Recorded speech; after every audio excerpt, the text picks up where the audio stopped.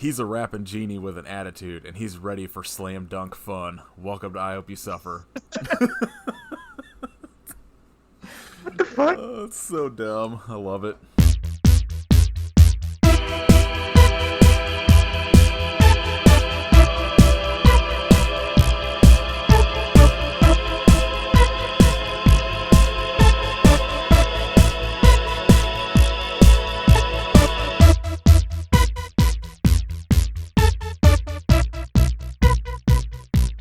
Like, I get it because he's Shaq, but was there basketball in the movie? Did I miss a lot of it? There's like maybe a brief scene. Yeah, there is at the end where he turns that dude into a basketball. Yeah. Oh god. I mean, this is a bonus one, so I'm just gonna go like straight into it. Instead of this is episode whatever. Let's dive into this chaos. Yeah, so like if this is the first time you have listened to us, my name is Nathan. I'm Kit. And normally we do garbage horror movies, which stuff like what did we do recently? Mansquito. Death House, which is Don't watch it. confusing as hell. And like Santa Sleigh, fucking just nonsense like that. And for the bonus episodes, we're gonna kind of look at just Garbage, not horror movies. yeah, like comedies and action movies and shit that are absolutely not fun to watch. Including this first one, which is Kazaam from 1996. Kazaam! The movie that has confused an entire generation of people with a Sinbad movie that doesn't exist called Shazam. I've never understood that. Yeah, like, me either. Well, I get it that like once people were just like, oh, wasn't this a thing? And they like somebody made like a fake poster and shit. I could see like if you had no idea being confused by it, but like the entire thing from the get go, I don't understand. like, I can understand being confused by Berenstain, like bears, but Yeah. this seems so much easier to prove. I mean, it's also the internet where nobody Yeah, that's believes true. anything It's all is garbage. real, and half of the stuff isn't real. So, Fair. yeah, this movie was directed by Paul M. Glazer, who directed The Running Man. That's fantastic. I did not know that. Went Holy from shit. The Running Man to Kazam. It's also written by Paul M. Glazer, Christian Ford, and Roger Sofer. Surprisingly, both of the movies we're doing for this have almost zero horror connections. I would fucking love for Shaq to make a horror movie. I'm 100% in. kind of surprised that has not happened yet, since he's got like I guess a lot of it mostly seems to be wrestlers, like Kane doing one and fucking Hornswoggle doing Leprechaun Origins. Hornswoggle. Yeah. But yeah, this movie stars Shaquille O'Neal as Kazam. Perhaps you've heard of him. Yeah, probably heard him from Good Burger. Which is the other movie I feel like we should have done. I was going to say Steel. That's the other one I wrote down, because Steel is one of my favorite kind of like bad movies. Oh, it is straight fucking trash. It's one of like but it rules. It's one of those like early comic book movies that like I fucking love because it's just dumb as hell. And it's just like the most ridiculous character to try to make an entire movie about. His hammer was fucking dope, though. Oh yeah, I wanted that hammer so badly as a kid. I need to rewatch that. It's been a little bit. There's just like a period in the 90s where it was like Steel, fucking basically any of the non-Keaton Batman movies. Like, all of that stuff I fucking love. The Dolph Lundgren Punisher movie is top notch, and the oh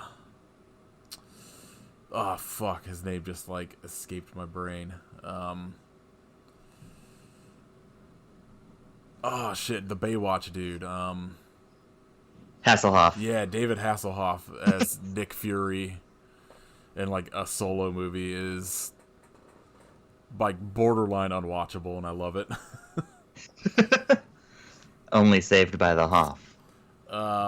This movie also stars Francis Capra as Max Connor, who has continued to act, and if you pull up, I think it was him, if you pull up his like IMDb, is like the current picture of him was, I'm gonna start to pull this shit up. It's I feel like if I remember correctly, the most current picture of him was like as a Mexican gang member. It's like, I think it was him. Yeah. I don't know if this is just what he looks like now, if this was for a role, but it's like him in like the typical kind of like cholo shit you would see on like CSI Miami. It's kind of nuts. I guess he was in like, it looks like he's done like a bunch of TV shows, and it looks like he's constantly playing gangster type characters. Oh, he was on Sons of Anarchy. That's a hell of a career. Yeah. Yeah, I think Kazaam was his first. No, it wasn't. It was his like fourth. Oh shit, he was in Michael he was in Jackson. Bronx Tale. Michael Jackson Childhood. I don't know what that is, but Oh, that's concerning. oh shit, Walker Texas Ranger. That's where. Oh it's at. fuck, really? And SLC Punk. He was Young Bob. CSI as Tough Punk. Yeah, this goddamn, he's been on like. Oh, He was in Crank. Yeah, Crank is crazy. I didn't realize it, but Francis Capra is my hero. It looks. I wonder if maybe I haven't seen Veronica Mars, but it seems to be probably like the most popular thing he's done. Over Dish Dogs. I don't know what that is, but I don't either. it sounds like something we should probably watch. It looks like a pretty sweet skateboard film. Oh, is it a skate? I'm fucking in then.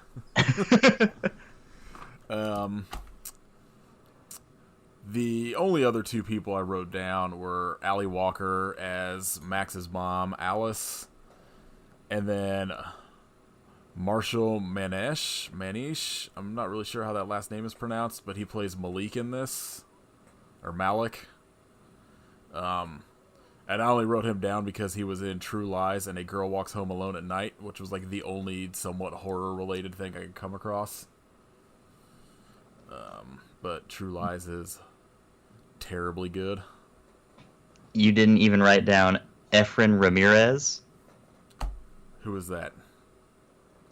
He played Carlos in the movie, which I can't recall. But It's been like a week since we watched these. But Efren Ramirez is probably best known for playing Pedro in Napoleon Dynamite. I don't even remember him being in this. Was he one of the bullies, maybe? He had to have been. Probably. Age-wise. It, like... Going through the cast of this movie, specifically, was a nightmare, because there's just so many fucking, like, tiny roles that you just, like, I had, like, trying to look through everybody. I was just like, yeah, I'm good. I've found, like, enough people. The next movie, though, is... The worst. Yeah, well, 100%, like, maybe the worst movie I have ever watched, but also has an insane cast, so... Yeah, so I guess, I don't know. There wasn't, like, much...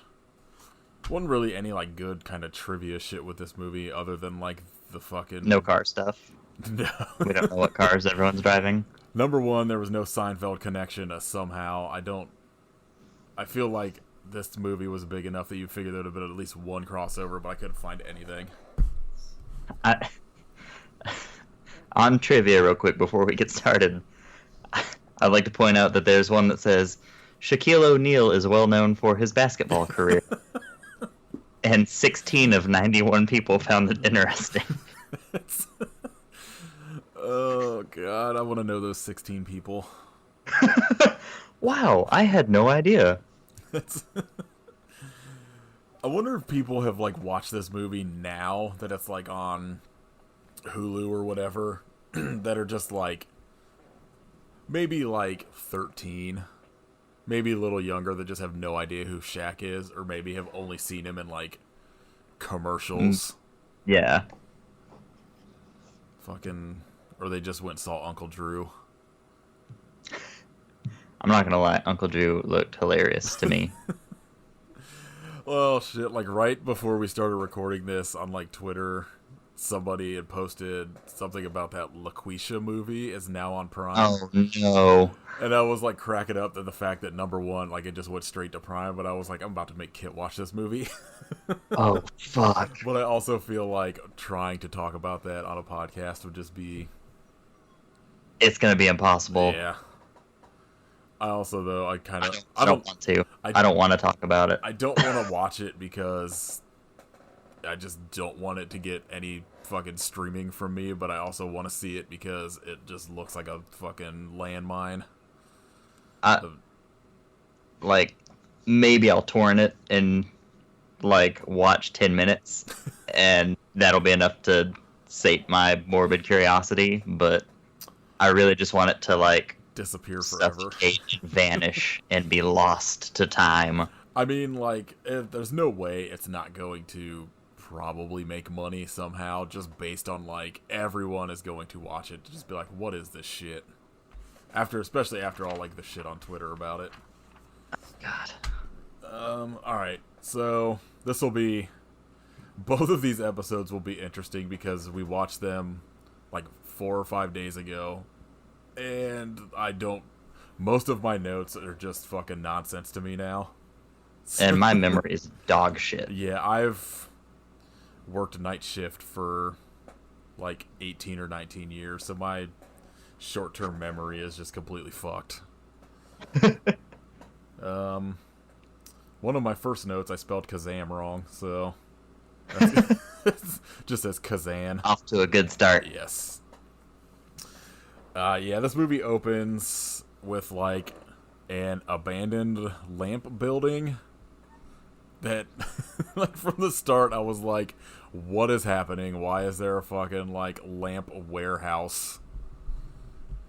You've never visited the lamp factory in your town? The lamp district in New York. The lampery? I don't remember if they say specifically, but I'm assuming this takes place in New York City. Yeah, I don't know.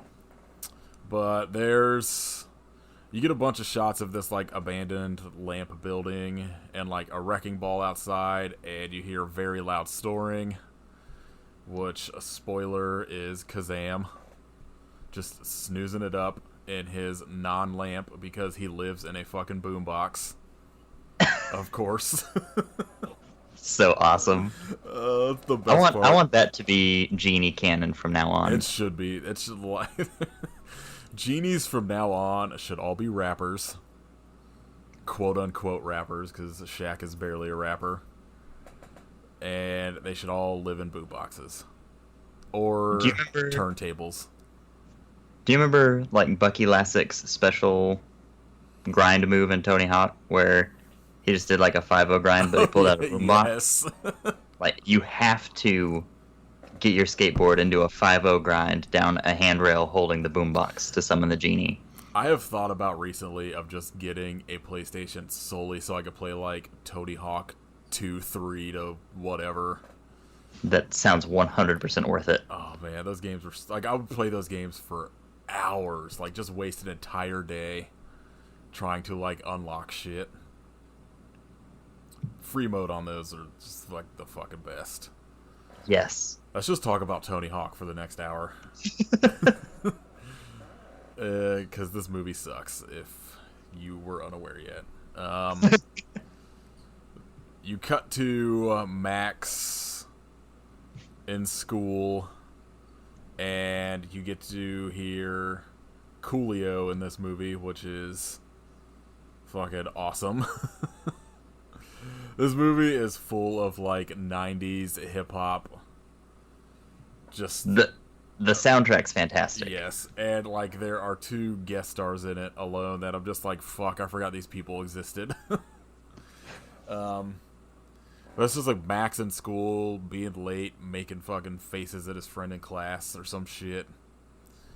And he is immediately pulled into a restroom and just harassed by a group of bullies. They all are terrible. But apparently I'm guessing one of them is Pedro from Napoleon Dynamite. Anyone that is going to harass you in a bathroom is a dog shit person. Absolutely. After he gets kind of like, I don't know, these fucking bullies show up a bunch of times in this movie. And I don't know, they're just kind of like your generic dumb kids movie bullies. Yeah. Where they like don't really do anything except chase the kid and like constantly yell, "There he is, get him," and just fucking run after him a bunch. But, It's a tried and true maneuver amongst the movie bully. Get him!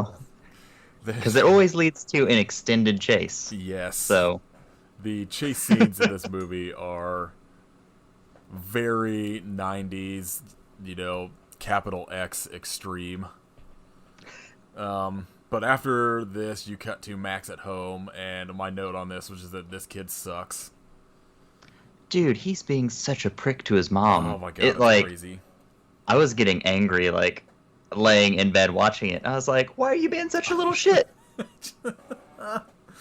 Oh, my next note is one of his quotes when, like, his mom's upset that he came home late, and he says, "Who put a squirrel in your shorts?" I'm fucking using from now on. If I had a squirrel in my shorts, I would be much more horrified than, like, mad. His fucking lines in this movie, like his... The dialogue they wrote for this kid to be like, this is the kind of shit like Bart Simpson would say, is insane. Like, especially like all of the shit he says to his mom is just the worst / completely stupid like this. But his mom's like upset because he's, I don't know, acting out all the time now, coming home late even though he's like 11. Yeah. How late is he coming home at the age of 11?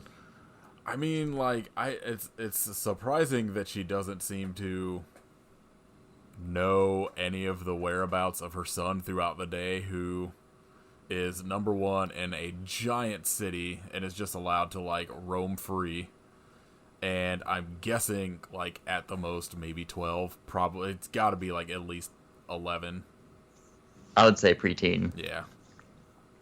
But, he's out there boozing it up. He's just a fucking... This kid in this movie is a dick. He's dropping squirrels in people's shorts. That would have made this movie much better. That was just his fucking gag throughout the whole movie. This is the first point you're kind of introduced to the fact that his dad is not around. His mom is dating this fireman named Travis, who they tell him that they are engaged and Travis is probably going to be moving in, and Max is pissed off about it. Max just like gets mad and leaves the house, and you get a bunch of cool shots of him riding his bike around the city and then immediately chased by the bullies from earlier. Doesn't do a single trick. I mean, he's constantly riding like up boards that are just placed around the city for some reason. Because it was the 90s. I mean, to be fair, it was the aesthetic for big cities, putting boards on everything. The 2 times I've been into New York City, there's just fucking shit everywhere. I feel like you could probably just... It's just essentially like a Tony Hawk game where there's just shit fucking everywhere for you to do tricks on. But It's like Wayne's World, where the guys are walking across the street with a pane of glass just for no reason. I just feel like if like riding your bike on a sidewalk in New York City, you would just get murdered. I feel like that is correct. Max is chased like into this fucking lamp warehouse and like is trying to hide from these bullies and runs like up to, I don't know, whatever the top floor is, maybe 5 floors up, and steps on some rotted wood and immediately falls through like all 5 floors. Somehow is not dead. They should use all of that wood that's just laying about, like on the streets. You know, to fix up this lamp cover up warehouse. the holes. Yeah. He like falls through all these floors and like just kind of rolls and lays under some newspaper to hide from these bullies. Like they're not gonna notice this fucking moving lump of newspaper. And as he's doing that, he accidentally kicks this boombox, which fucking like lets Kazaam out, and it starts playing very generic like 90s hip hop beats. At this point, I was losing my mind at the fact that Kazaam was trapped in a boombox. And he comes out and is just fucking screaming. Like, like he just comes out and is just fucking like, just yelling. I don't even think he's yelling words. He's just flat out yelling. I think it's kind of fucked up that, like, you have to kick the boombox to summon him. I mean, like, I assume you could rude. probably just hit play. Which I'm assuming is just what happens is Max's foot hits Accidentally like kick play. So I'll say all the lamp genies, you just rub the lamp. That'd be awesome if you just had to like. So that's what I'm saying earlier, where I said like a turntable would have been. I feel like a turntable would have been a better choice, except that Kazaam is constantly walking around with his boombox. So that probably would have looked less cool. But like, you know, you got to fucking like rub the fucking record or whatever, and then the genie comes out. I'm gonna make a fucking reboot of Kazaam. I know nothing about sports now, so I'm gonna just fucking get Jerry Rice to be in it as the genie. Kazaam is like begging Max to make a wish, and Max is having none of it. He just thinks he's just some fucking crazy dude in the city. And eventually Max is just like, fine, I want like a car, and I forget what. It's like a black Jaguar or something. Some kind of Jag. And Kazaam goes to make it, and his powers just like don't really work. Because he's just been like locked up for, I guess, however long. So apparently that's how genies work. They have to fucking... He's rusty. Repower somehow. Max goes to like leave and gets chased by these bullies again, and at some point yells, "Hey Kazoo," to get Kazaam to fucking help him. Oh, the quotes in this movie are so good. Max escapes and gets back home. He's like kind of all fucked up from these bullies and falling through 5 fucking floors. And like Alice and Travis are concerned about Max being beat up, and Travis tries to have like a heart-to-heart with him. Max just like wants nothing to do with it because he hates this fucking dude because he's not his dad. For no reason. Yes, this dude seems like a very good dude. Number one is like a fireman and like risking his life fucking for people, and Max is just like, fuck you. You're not my fucking shithead dad that's gonna be introduced later. I was really waiting for him to pull the like internet like, you're not my real dad. Yeah, I'm surprised that did not happen. It's very 90s in its like movie storytelling of, you know, a kid whose parents are divorced. Yeah, which I mean, like, almost, it's like the same thing in like almost every fucking kids movie, but they tried to make it like, like Max is essentially like the most generic and worst written version of like Bart Simpson or like Dennis the Menace possible, where he's just like all of his lines almost make no sense, like the one with like the squirrel and shit, and he's just kind of a fucking dick throughout the entire movie till like the very end when he comes around to being a good kid to his mom. Yeah, the execution is much more, this kid's just a dickhead than, oh, I feel bad for, you know, a kid that just doesn't understand and is kind of lashing out. Yeah, which is kind of interesting because I feel like a lot of movies that have that kind of like plot point, like they try to do like a good job. Usually it'll be like, oh, like he's like a lovable kid, he's just having a hard time with like his parents' divorce. Like this kid's just straight up a dickhead. Yeah, just constantly. Like he's just basically like one step away from like punching his mom and walking out the door at like any given moment. Oh my god, my fucking Kazaam reboots could be so good. I'm just gonna have him just like just fucking flat out like abusing his mom first, and yeah. He's just straight up not a good kid. And it's like, it makes it hard to like root for him during the movie, you know, like you don't really feel like anything for him because he's just a straight up asshole throughout the entire thing. Yeah. The next morning, Max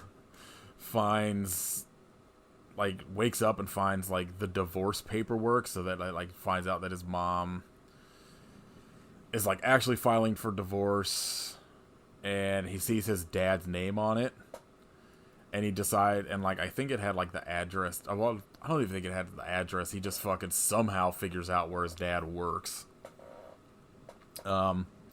As he's like going to find his dad, he notices Kazaam stalking him and doing like the typical like giant dude hiding behind a fucking light pole that like doesn't block his entire body, and like standing behind a newspaper and shit, but he's got like Kazaam genie clothes on at this point.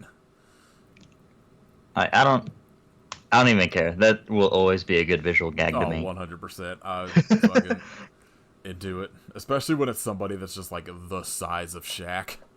Yes. He's like 110 feet tall and trying to hide behind a fucking like trash can. I'll say I've seen him in real life. Like, he was at my work, and he's an impossibly large man. Have you ever seen? I'm guessing it had to have been like the MTV Cribs episode on him where he shows the like custom bed he had made. That is like so big that he can like sprawl out on it and still have like 2 or 3 feet on all sides of him. I cannot fathom how large that bed is. It's fucking crazy. That's like, I'm just like, as a person who, I'm like 6'6", so I'm insanely jealous of that as it is, let alone, you know, like fucking 8 feet tall or whatever he is. So Max finds this nightclub that his dad is working at. I believe his dad was just like not in the state for a long time. His dad is sort of it almost seems like he's part of the mob somehow, but like not really. It's like he owns a nightclub where a bunch of shady mob dealings are run through, so he's kind of tied into all of that. Yeah, like I think he sees his dad like being a dick to some other dude. I can't remember exactly what this interaction was, because I know he's like catches him like beating up somebody later, but I can't remember if that was actually later this scene.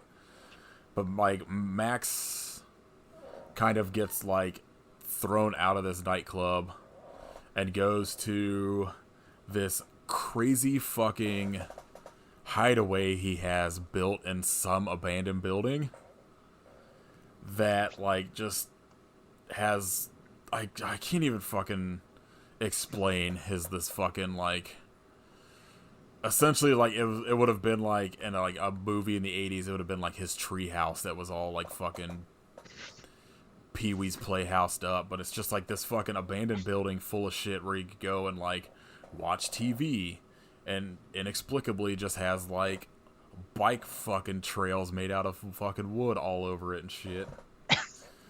Kazaam shows up and is asking Max about his dad.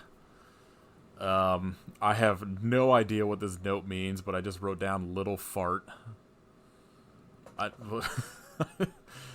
can't remember. I don't know what that means either. I have no idea. Did Shaq call him Little Fart at some point? Either that or somebody in it farts for like some fucking inexplicable reason.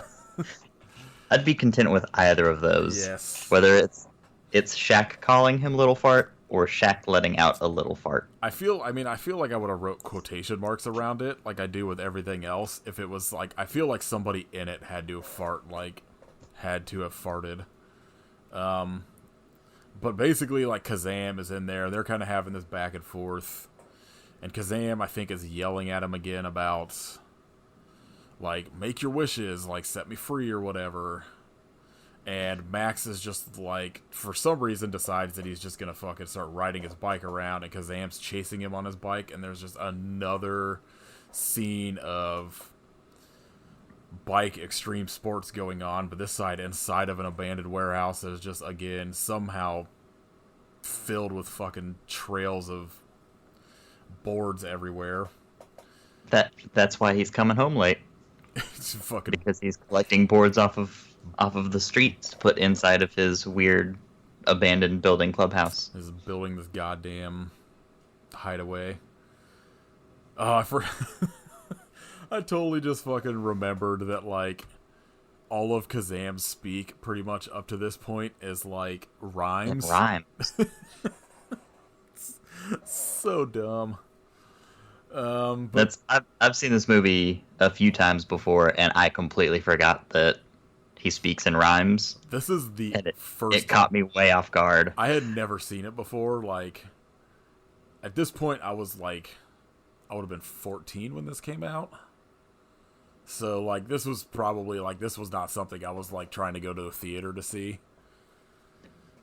I was also, like, probably just, like, fully invested in, like, Bill and Ted and shit at this point.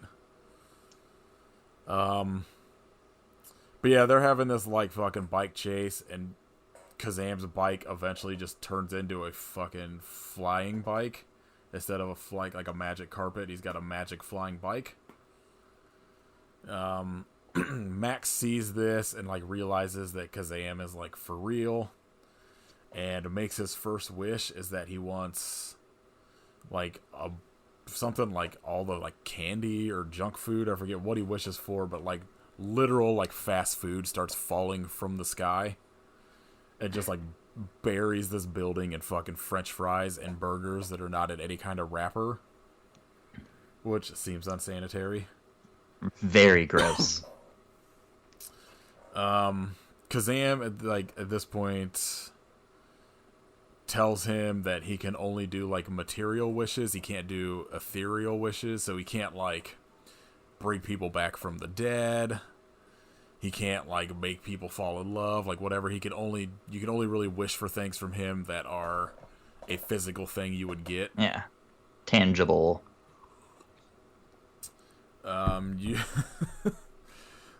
You cut to a scene of Kazaam and Max, like, walking down the street and kind of, like, interacting, and Kazaam is just, like, fucking with Max the entire time, trying to force him to make wishes to get rid of him. Like,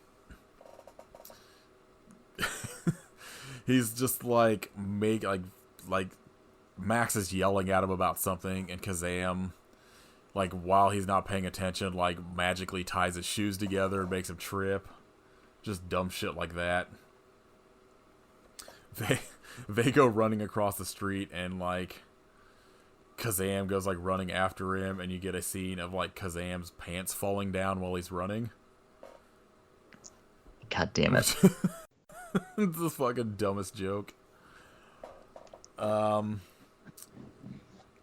You cut to Max and Kazaam back at the nightclub that his dad works at, and Kazaam just starts DJing, which immediately makes somebody that worked there be like, you should fucking have, like, a set at this fucking club tonight. And at this point, you get one of the two like 90s hip hop cameos, which this first one is from Da Brat. Yeah. I forgot fucking existed until I watched this. She is just somebody you do not hear about anymore. I should have looked up to see what happened to her, because now I'm fucking extremely curious. I'd say it's been a long time since I've heard Da Brat. Yeah. I wish Cisco would have been in this movie. But it probably was... He probably hadn't had Thong Song yet at this point. I feel like that was probably like 99, maybe. Yeah. But it's just like a scene... That or early 2000s.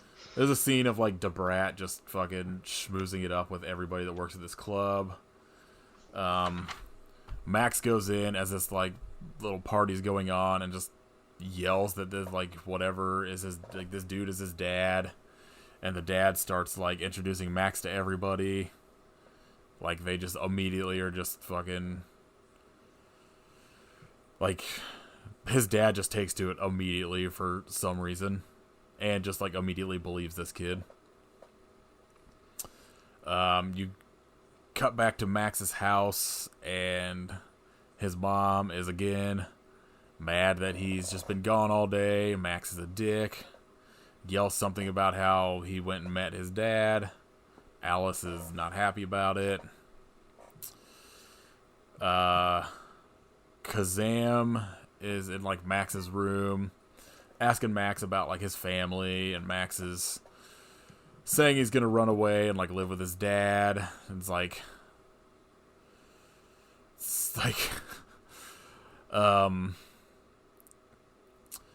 fuck, I can't remember exactly. Like, I think they just have this like back and forth, and then it just cuts immediately back to like the nightclub, and Max has like backstage passes to whatever concert is happening there tonight, which, spoiler, is Spinderella from Salt and Peppa, which is the other rad. fucking cameo.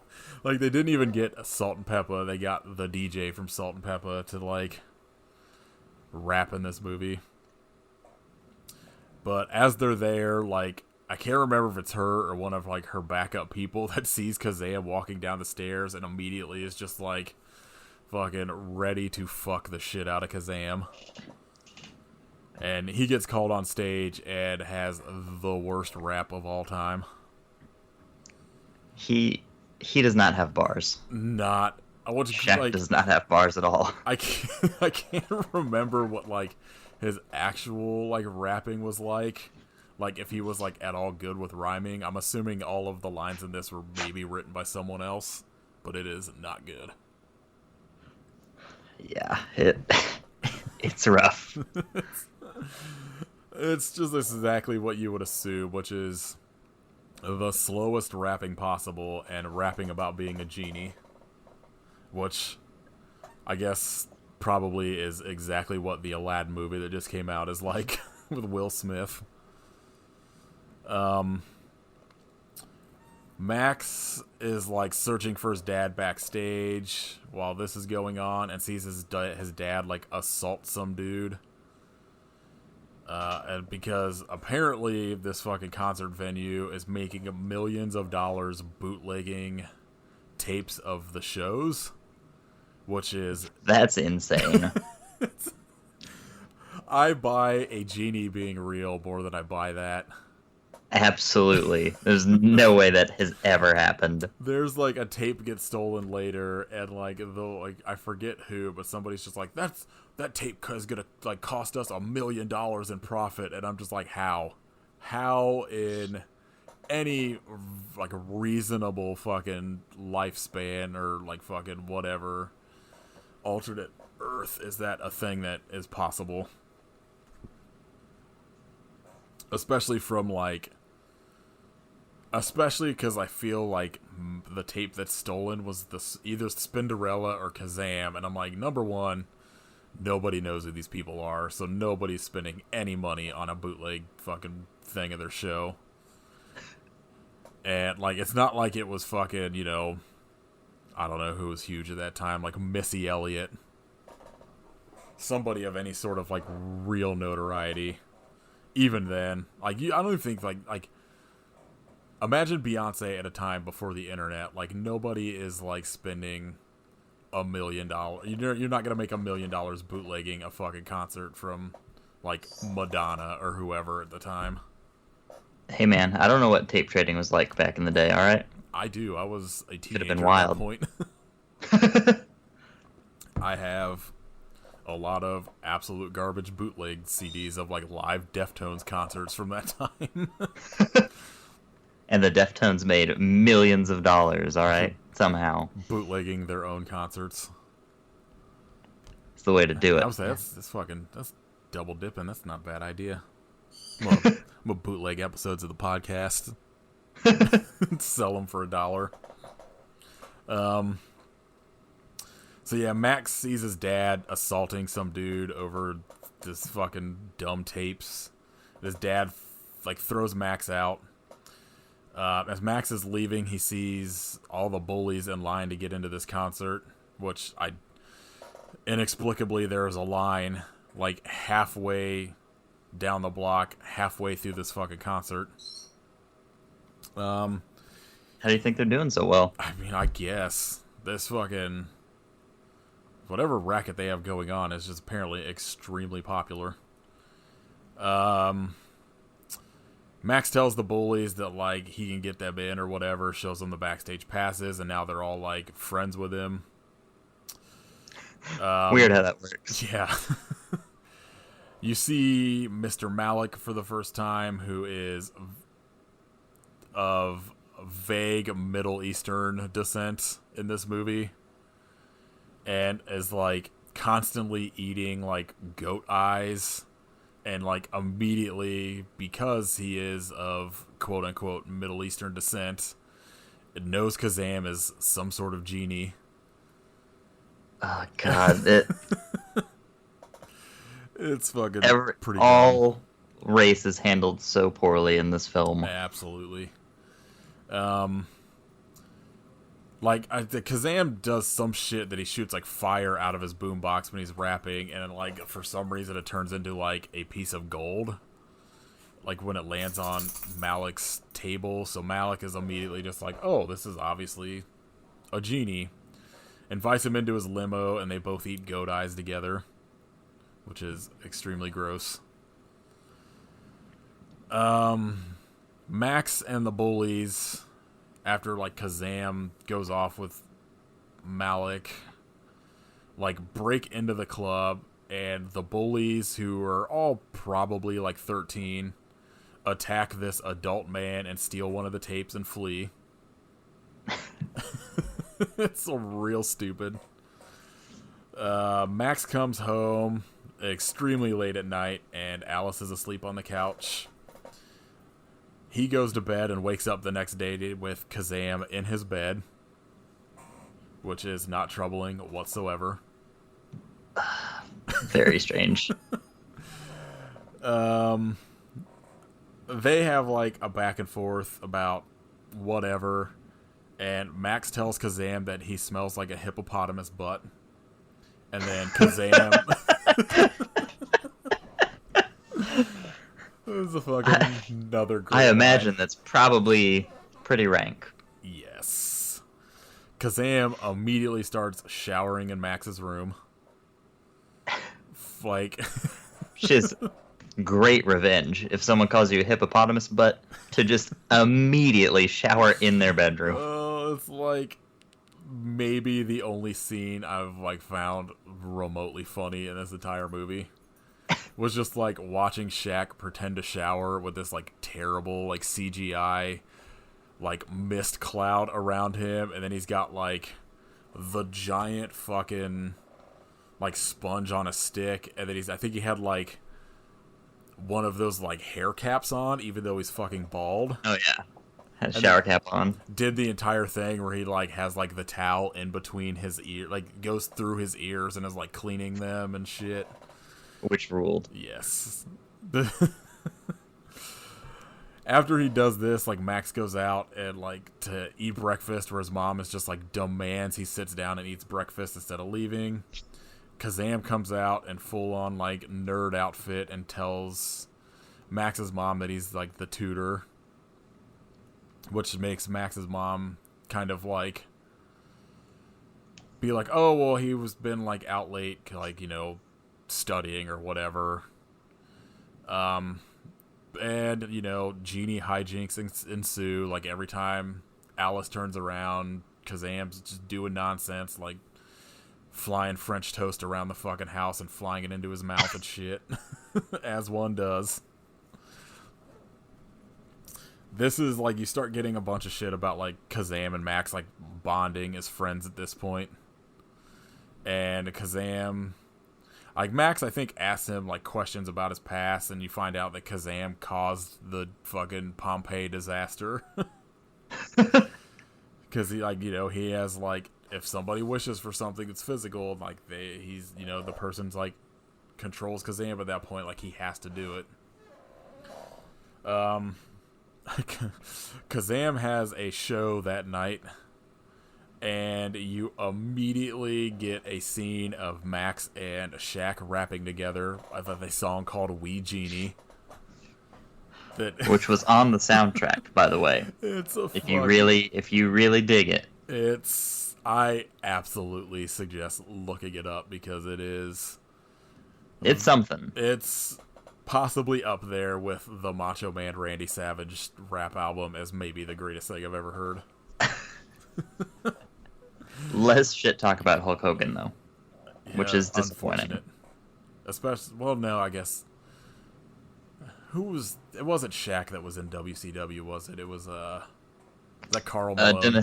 Dennis Rodman. Didn't Carl Malone win like the championship at some point?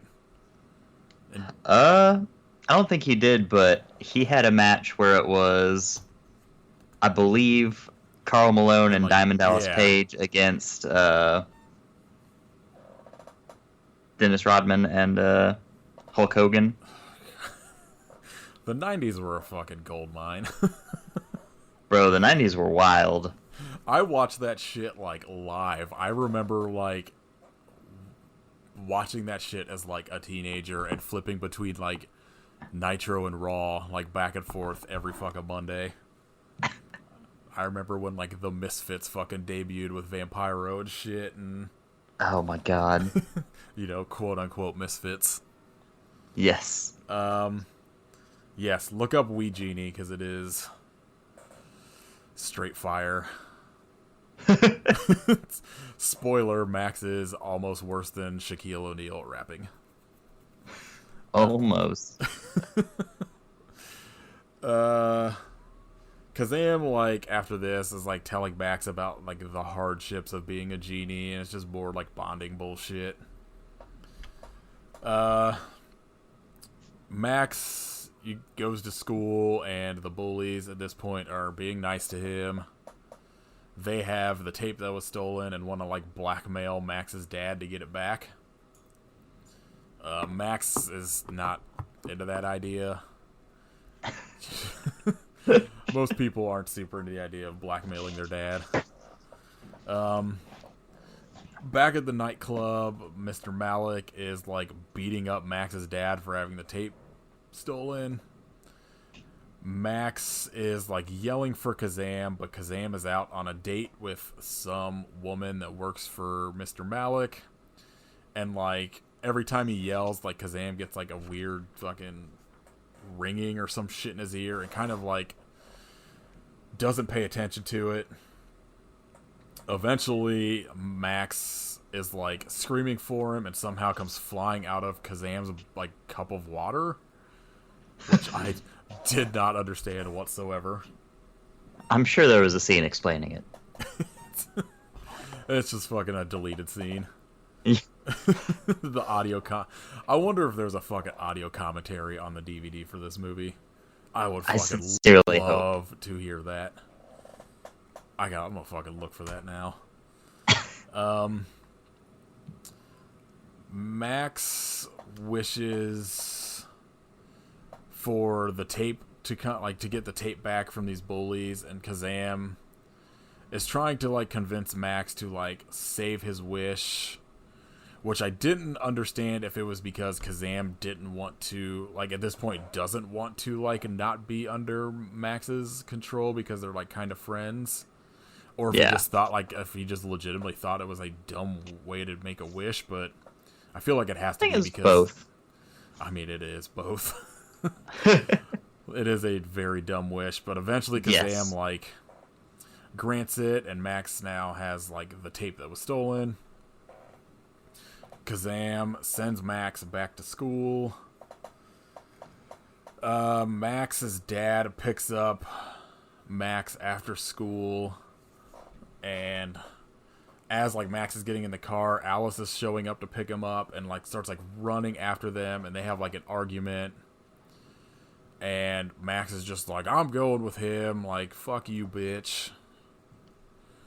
Fuck it. They drive off, and, like, like, immediately Max's dad, who, I just at this point wrote down his name is Nick, is, like, screaming at him about fucking something and makes Max cry. Max, like, gives the tape back to him.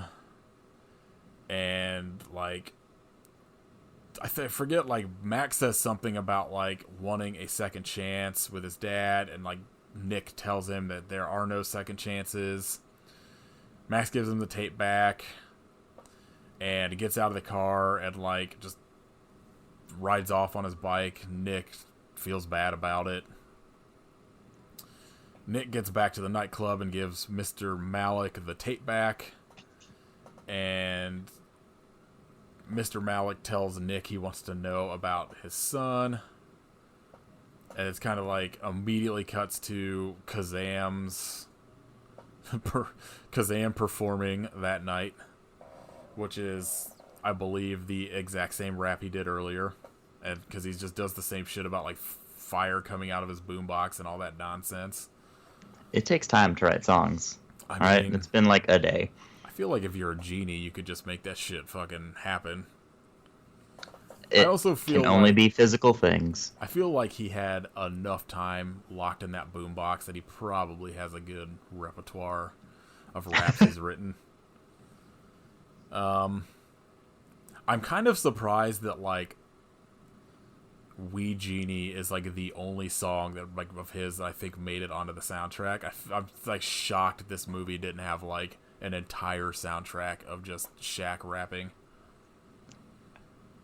Like, it seems like that's something, especially at this time, that would have, like, been a selling point. Would have been a thing. Yeah, like. Remember when Deion Sanders tried to be a rapper? I do not. Oh, God, you need to hear that shit. It is possibly the worst of, like, the sports stars of the 90s trying to be a rapper. It's real bad. While Kazaam is performing, Max, like, he comes off stage as, like, there's just fucking intermissions during the show. Timeout. Yeah. Gotta give everybody time to fucking wrap their head around these fucking bars. Yeah. Like, they gotta go get more. They gotta go get more ecstasy for the rest of the night. I feel like that's the only possible way anyone is enjoying this. Max, like, runs up and, like, tells Kazaam he wants his last wish to be a second chance for his dad, and Kazaam's just like, dummy, I can't do that. I told you I could only do, like, physical things. Max goes running off because he's upset about this. You see one of Malik's henchmen steal Kazaam's boombox. Malik knows that Kazaam's a genie, and once, like catches, like, Max runs, like, upstairs to, like, see his dad, and, like, Malik walks in with the boombox, confronts Max about, like, knowing Kazaam's the genie, and tells Max that he wants his last wish, wants him to make his last wish and have it be for Malik to own all of the money in the world. And he wants him to make that wish so that, like, after he does it, like, Kazaam has to go back into the boombox, and then Malik can be his owner or whatever. I do appreciate that, you know, he he talks about making that wish, like, I want all the money in the world. And Max is like, you can't do that because then no one else in the world has any money. I appreciate them touching on that. Yeah. Because that's not anything you ever think of when you hear someone say that. Yeah. It's, it's just a weird, nice little touch. I just like the idea of being like, I want all of the money in the world. Like, what is your plan after that? Like, 100%, you're going to get all the money in the world, and then you're going to get eaten by everybody in the world. Because, I don't know, it's either that or you just become like, I guess you would have to become like the ruler of the world at that point, right? Because, like, it's like eventually, like, everybody's going to know about it, and they're going to come after you. Oh yeah, that dude is murdered. Yeah. Honestly, you've turned me around on this wish. I like it. I wish he would have wished for it. That the movie just ends with just fucking Max eating Malik's eyes like the goat eyes. I don't know, Max is getting fucking harassed by Malik about, like, making this wish, and Nick's dad just starts fucking beating up all of Malik's henchmen so Max can escape. I think this is the point where you're kind of introduced to the idea that they're, like, making bootleg CDs, which is the goofiest shit on the planet. Especially, like, now. Like, in 1996, that was maybe sort of an idea. Now you're just like, people, I imagine anybody watching this movie now as like a teenager is like, what the fuck is a CD? Who would bootleg? Make money doing that.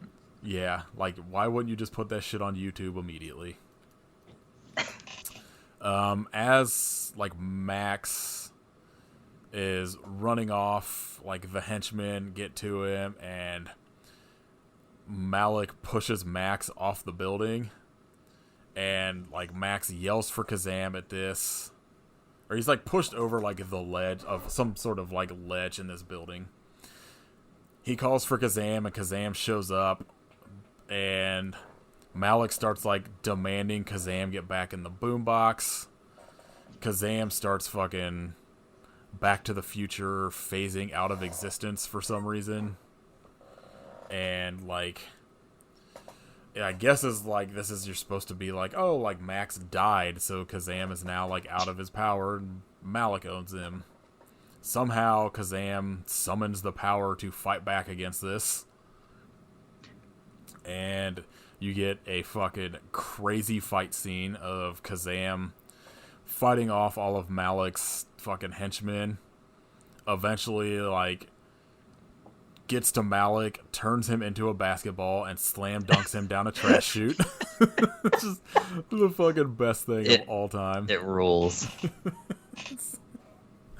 The goofiest fucking effect, too. It's so awesome. I don't remember why, but at some point the building is on fire. I mean, why not? Yeah, I feel like something probably happened during the fight, but, like, Add the drama somehow. Yes. Oh no, the building caught on fire. It wasn't up to code. Alice is, like, shows up and is, like, freaking out. Like, I think the fire department has shown up at this point. It's very confusing because it's at night, and then after, like, cause, like, Max, like, walks out, it's, like, morning, so there's a very weird time discrepancy going on here, but Max is, like, found by Kazaam in the basement, just, like, sprawled out on the ground, and, like, picks him up, says some shit about after 5,000 years, Max is the only friend he's ever had. Real bummer shit. Kazaam is upset and, I guess, somehow makes his own wish that he's able to fulfill himself, which brings Max back to life. Which turns Kazaam into a weird, ethereal fucking genie now. Which he just basically becomes this giant fucking, like, gold dust face. It is very strange. Kazaam starts to disappear and is, like, free now. due to Max making a quote-unquote pure wish, which I guess was that his dad gets a second chance. It's all of this is confusing and very ridiculous. They're like, we need to wrap this up, guys. So like, we'll break all of the rules that we set. Yeah, I don't know. Just yeah, it'll be fine. Kazaam just turns into dust and a giant face, and everything's fine. I wish he had turned into gold dust. Oh, that'd have been fucking amazing.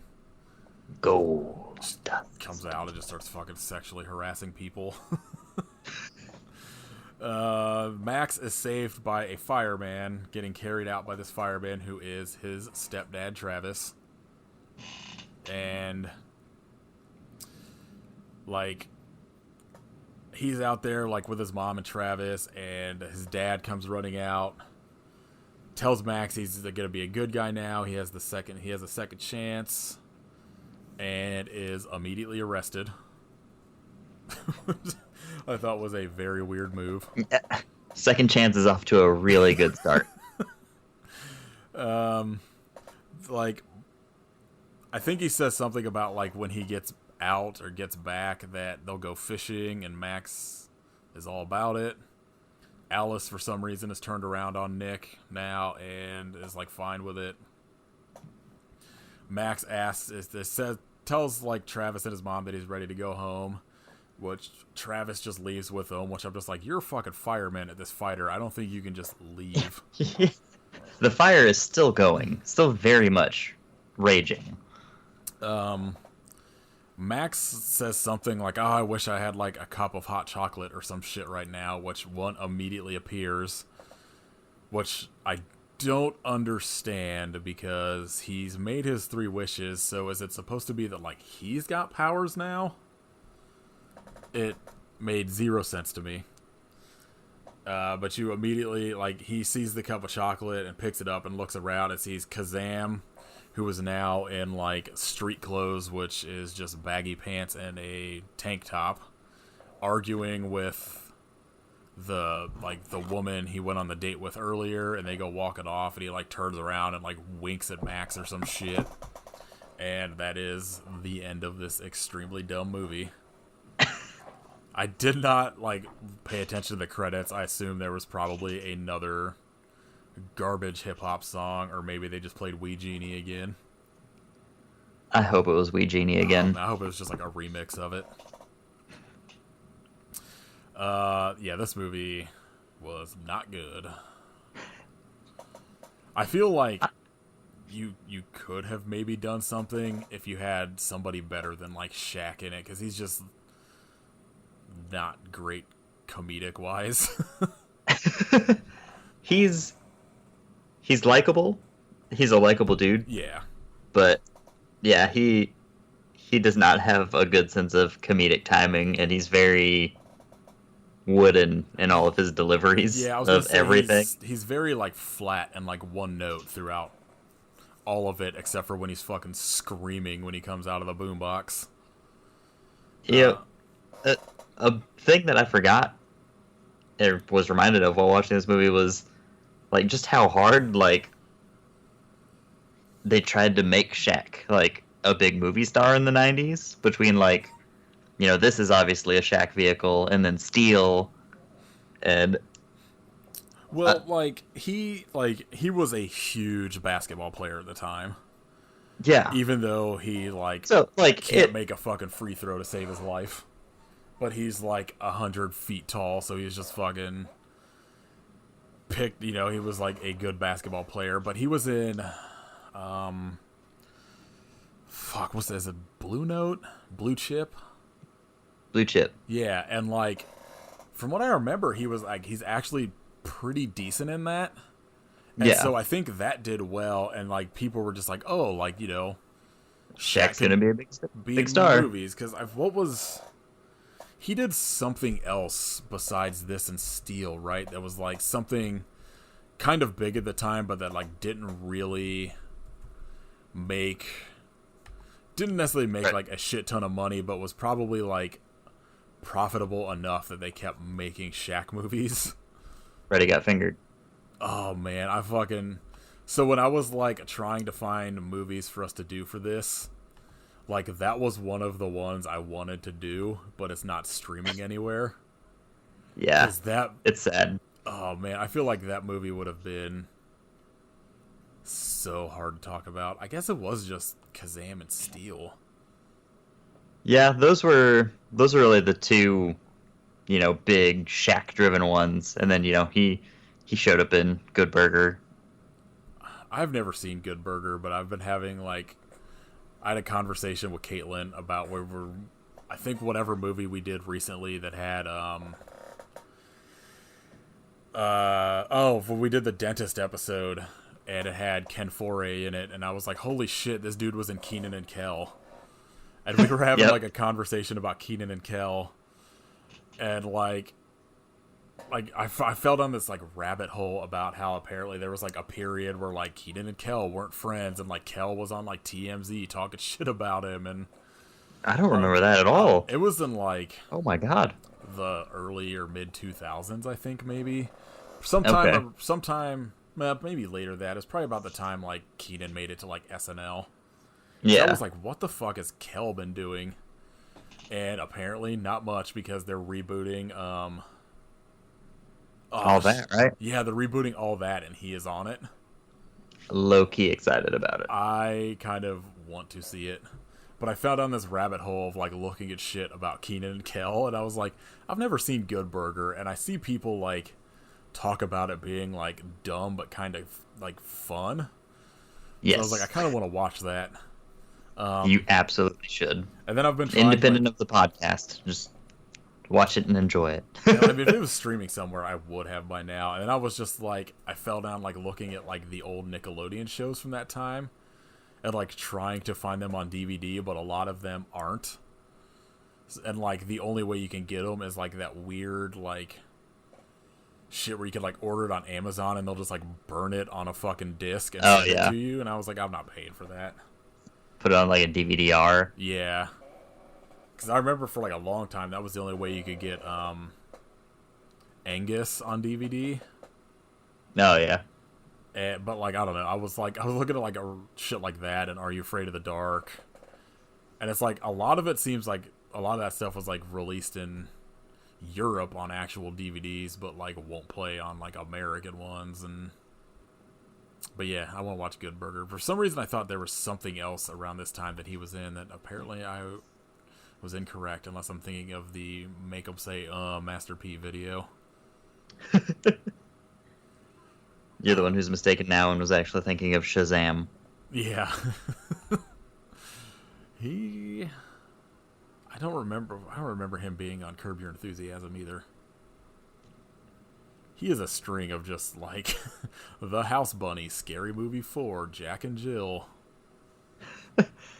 He had a really good quote about when someone asked him about making Kazam, and he was like, "Look, man, like I was a poor kid growing up who always dreamed of making a movie, and they gave me $7 million and were like, hey, be this genie in this movie." It's like, was I gonna say no? Yeah. Like I'll take $7 million to be a genie in a movie. If anyone's listening and has a genie movie in the works. I can't fault people that like make kind of decisions like that at like the height of, like their popularity. Yeah. Because it's just like, why wouldn't you? Like, Yeah. most people have like a finite amount of time that they're like able to like do all this shit, and like why not just make whatever money you can at that point and just like do it. Yeah, I don't know, this movie isn't like the worst, but it's also not great. I don't feel like I ever need to watch it again. It's very much a relic of the 90s. Yeah. I mean, it hits all of the standard like 90s kids movie stuff. You've probably seen this movie 1,000 times before. You've just never seen it with, Shaq. Yeah. And I'm honestly surprised there wasn't more like basketball shit in it. That I appreciated because I I fucking hate it. Like when wrestlers are in movies and they're Yeah. like, "We've got to work in their movie." Like, have you seen the fucking Jean-Claude Van Damme Dennis Rodman movie? I have not. Fuck, I can't think of the name of it offhand, but there's like some scene in it where like they have to Impact? I can't remember what it's called. Like I haven't seen it since it came out. Yeah, I know what you're talking about. Where I haven't like seen it. there's a scene where they like skydive and Dennis Rodman has like some basketball fucking parachute fucking thing he created.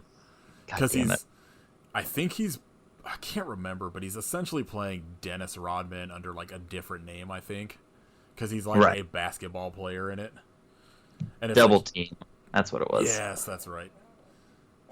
And it's like shit like that is what most of these movies end up being, is like some nonsense where you could just fucking shoehorn in a sports star where they're just playing essentially themselves under a different name, and they just do like all of their fight scenes revolve around them like hitting somebody in the face with a basketball or fucking whatever.